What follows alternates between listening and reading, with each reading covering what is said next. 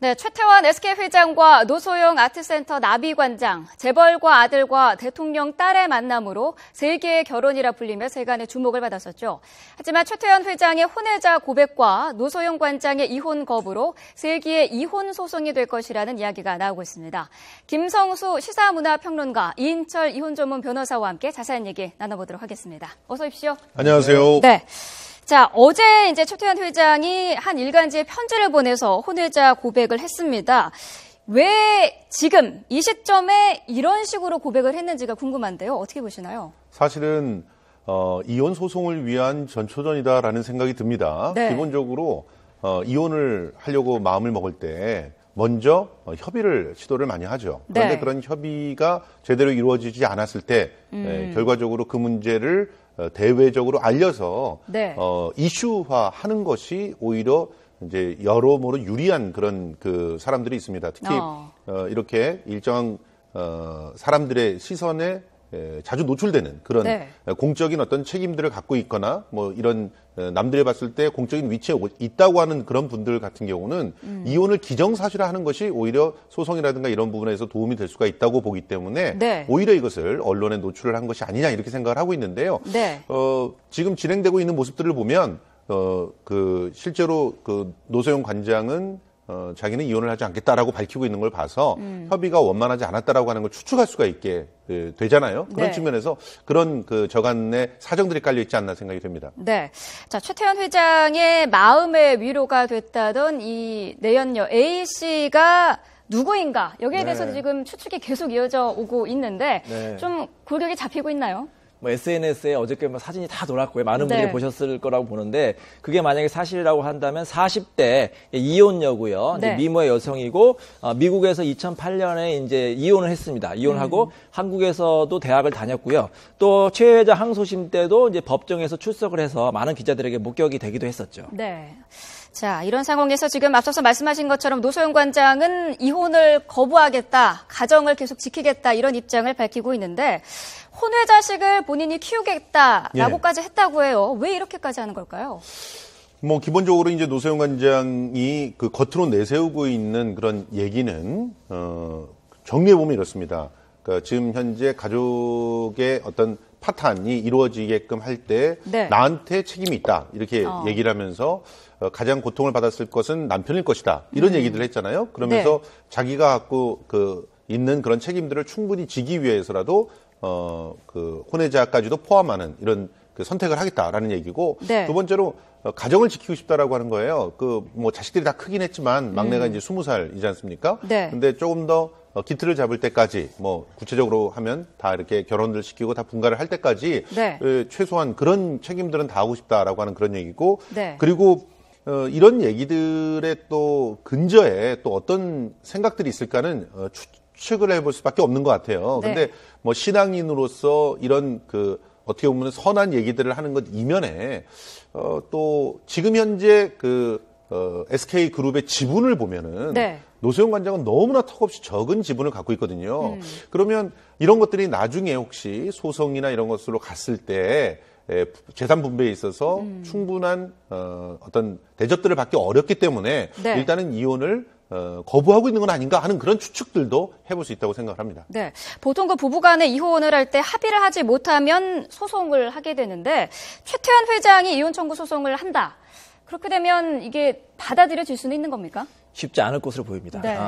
올해 이 아주 유사한 사건이 있었습니다. 10년 넘게 별거를 해가지고 네. 남편이 집을 나와서 혼외자까지 출생을 했어요. 근데 아내는 계속해서 이혼을 거부해서 네. 남편이 어쩔 수 없이 이혼을 청구했는데 1심과 2심에서 모두 기각이 됐고요. 대법원에서 이제 공개 변론까지 했는데 네. 7대 6으로 아슬아슬하게 이혼이 기각이 됐습니다. 왜냐하면 우리나라는 유책주의를 인정을 하고 있고요. 외국 네. 선진국은 파탄주의인데 파탄주의라는 것은 누구 잘못을 따지지 않고 부부 관계가 그냥 파탄이 됐으면 쉽게 이혼이 되는 거고 대부분의 선진국이 이걸 인정하고 있습니다. 그래서 네. 우리나라 대법원도 파탄주의를 가야 되는 거 아니냐 해서 공개 변론까지 했는데요.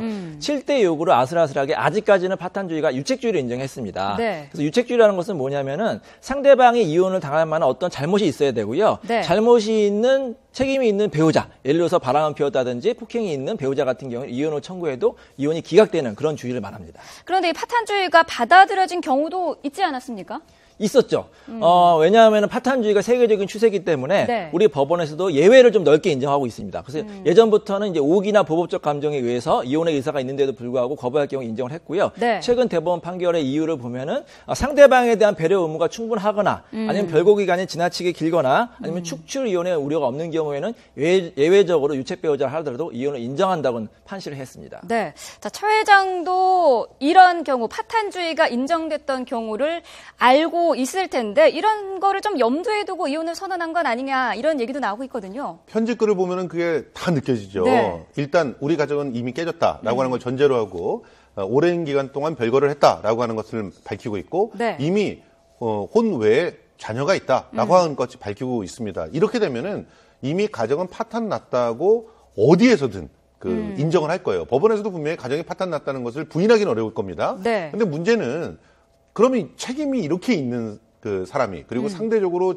재산 분할에 있어서도 굉장히 강자일 수밖에 없는 사람이 네. 이렇게 이혼을 요구하면 그냥 들어줘야 되는 것이냐. 이 부분에 대해서는 한국 사회는 아직까지 순순하게 이렇게 받아들여지지 않는 그런 상황이기 때문에 네. 소송으로는 가기도 어려울 수도 있고 혹은 간다고 해도 이기기 어려울 수 있지 않을까. 그렇지만 결과적으로는 이게 소송이 여러 번 이렇게 반복되다 보면 소송 시도가 반복되다 보면 종국에는 받아들여질 수밖에 없는 상황들이 만들어집니다. 왜냐하면 가정이 파탄됐다는 게 여러 차례를 거쳐서 법원에서도 확인이 되는 상황이 되잖아요. 네. 그런데 어떻게 살라고 할 수 있겠습니까? 법원이 억지로 살라고 할 수는 없는 거잖아요. 우리 네. 평론가님의 지적이 사실 맞는 측면이 있어요. 제가 이제 신문을 많이 하다 보면은 이렇게 법원에서는 이혼을 하지 말라고 했는데 실질적으로 이혼의 기각이 됐다고 해서 이 부부들이 다시 재결합하느냐 거의 없습니다. 그렇죠. 소송까지 했기 때문에 이미 가정이 파탄이 됐고요. 네. 실제로 우리 가정법원에서도요 25년간 별거를 했습니다. 이제 남편이 역시 이제 바람을 펴가지고 혼외자까지 있었고요.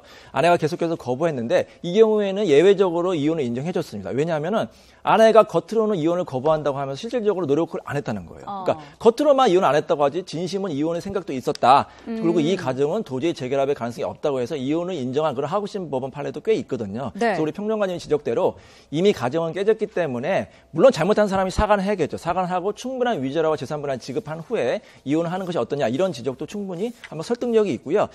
우리 최 회장 같은 경우에도 이혼을 하려면은 물론 법적으로는 좀 불리합니다. 법적으로 네. 불리하지만 상대방에 대해서 끝까지 이제 설득을 하면서 사과를 하고 충분히 보상을 해주면 조정으로 이혼이 성립될 가능성도 물론 있습니다. 네. 사실 간통죄가 얼마 전에 폐지가 됐고요. 예. 그리고 특별사면을 받고 나오자마자 이런 형태로 고백을 하는 거에 그 자체에 대한 비난 여론도 좀 피할 수 없을 것 같은데요. 예, 뭐 도덕적인 비난은 받을 수밖에 없는 상황이고요. 네. 그런데 도덕적인 비난을 감수하면서까지 이런 혼외자 문제까지도 다 공개를 했잖아요. 네. 그런 부분은 이혼에 일단 목적이 있다 이렇게 볼 수 있고요. 중요한 거는 이제 재산 분할이 아닌가 이렇게 생각이 드는데 네. 이 재산 분할 청구가 사실 지금 현재 형태로만 보면은 노소영 관장한테 굉장히 불리한 그런 상황이 아닌가 생각이 듭니다. 물론 네.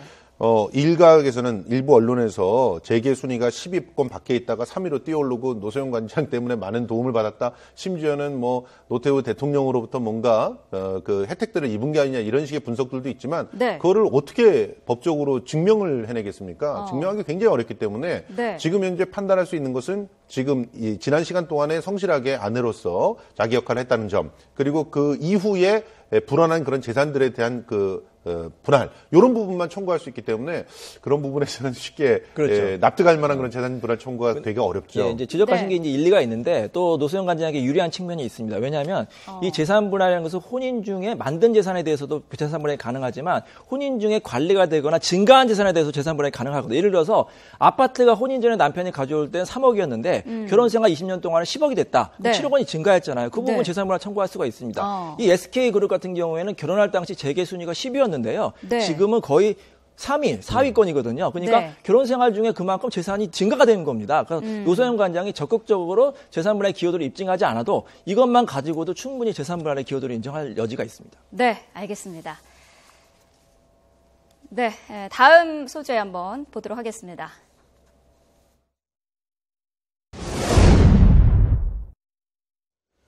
네, 자, 서울시향에서 벌어지고 있는 진실복 공방인데요.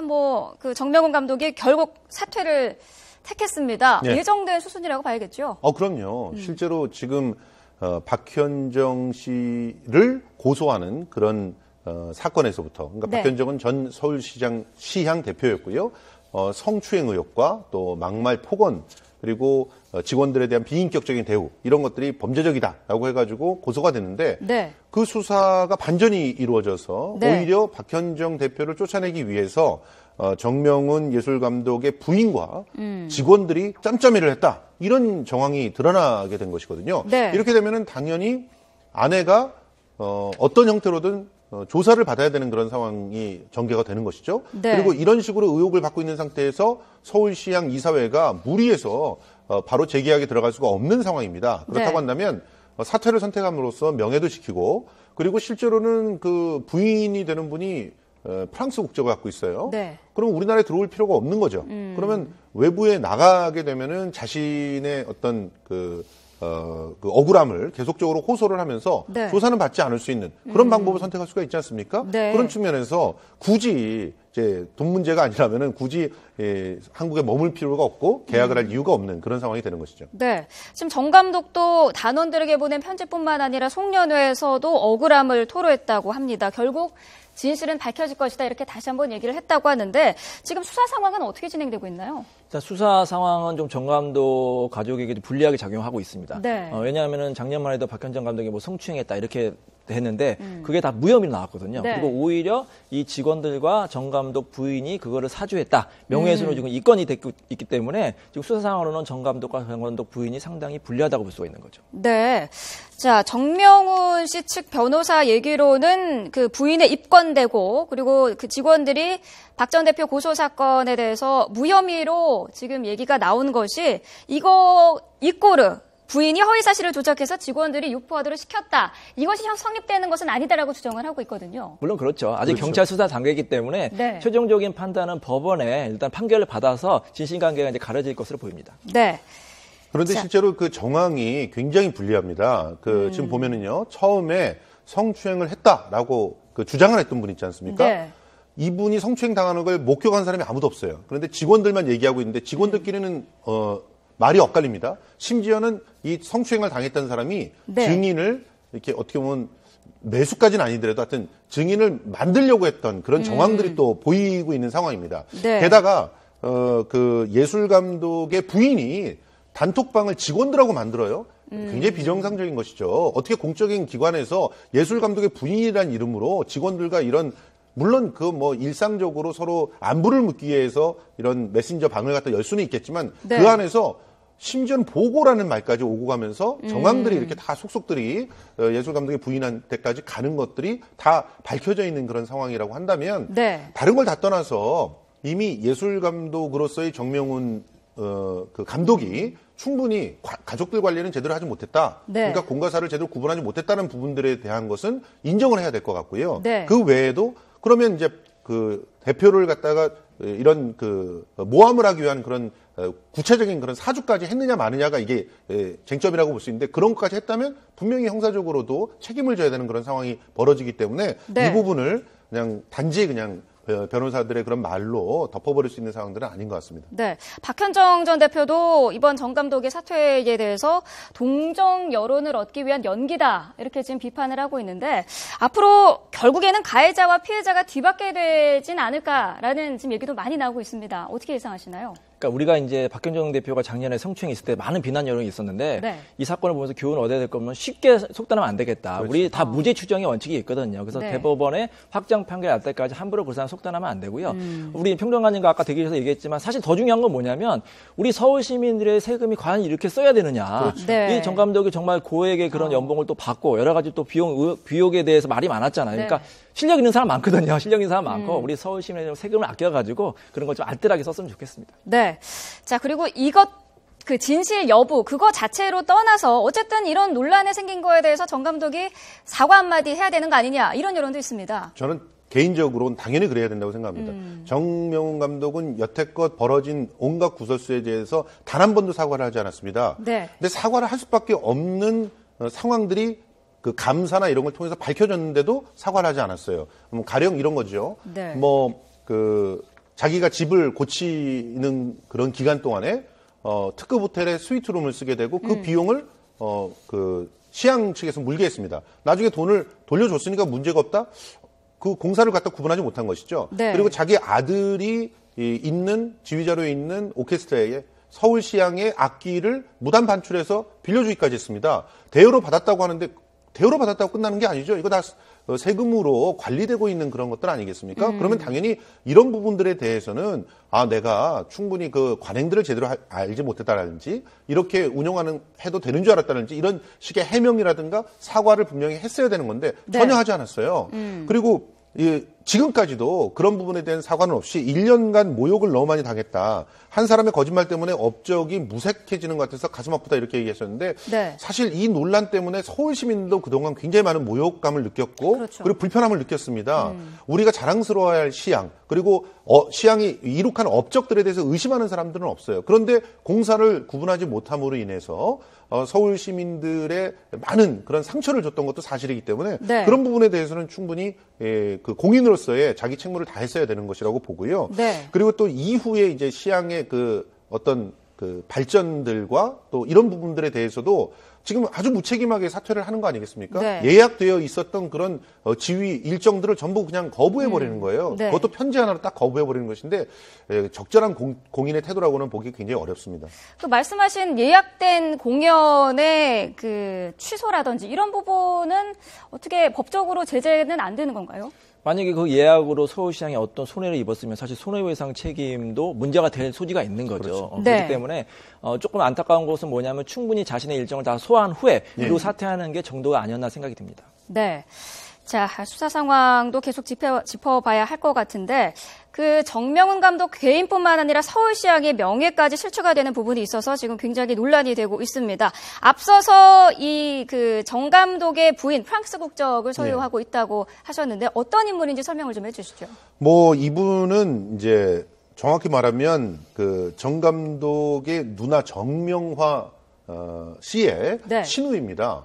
그래서 누나 때문에 이렇게 알게 돼서 19살 때 이미 연애를 갖다 시작을 했고요. 정 감독보다 4살이나 연상입니다. 그래서 7년 가까이 교제를 나누고 결혼을 하신 분인데 그 집안도 좋고 그리고 네. 충분히 이제 교육을 받으신 그런 분이기 때문에 어떻게 보면 정명훈 감독이 세계적인 마이스트로가 되는데 아낌없는 내조를 한 그런 자기 공적들도 있을 거라고 보는데요. 네. 그런데 이제 일각의 평가에서는 그러한 그 업적과 특별한 그런 관계와 또 돈독한 사랑 때문에 그 사적인 영역에서 그 진행돼야 될 것들이 공적인 영역까지 침범하는 경우들이 있다. 네. 그런 지적들이 있는데 대표적인 것이 이번 사태 같은 것이죠.